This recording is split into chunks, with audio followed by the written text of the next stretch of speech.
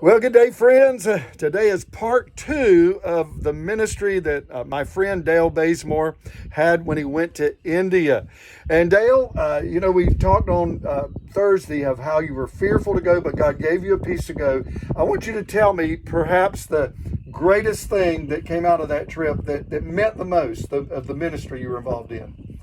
Well, we had medical clinics during the day, and at night we went to church, and Dave Jr. was preaching and all, and after service, there's five of us. We had a prayer line in front of each one of us, and I was praying for each one, and they spoke Tamil language, and you couldn't they tell you what the prayer was, but you kind of didn't have time to get an interpreter. You just pray for all the needs they had for salvation and all that.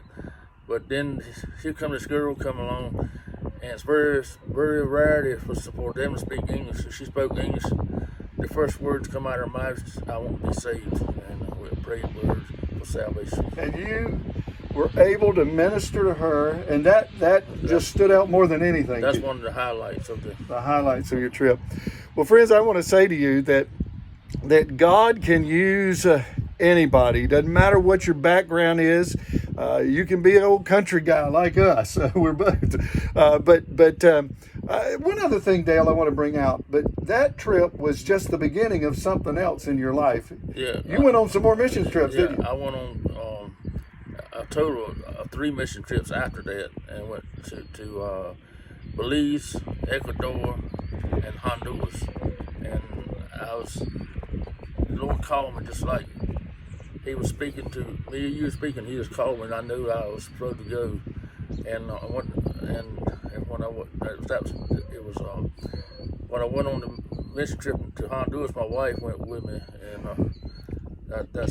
and that's another story. And in fact, we're going to pick that story up, the Lord willing, on Thursday, because that is a miracle in itself. Because your wife said she'd never go overseas, did she? Yeah, not unless me or the young ones got over there, and she had to come over there.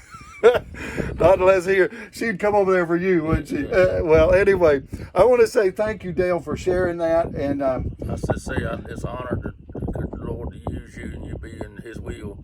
It's a great honor to be called and to be used of God. So there is no excuse. When God tells you to go, you've got to go. You got to go. Yeah, and I was going. We had to go alone, but a group of us went. But I had to go.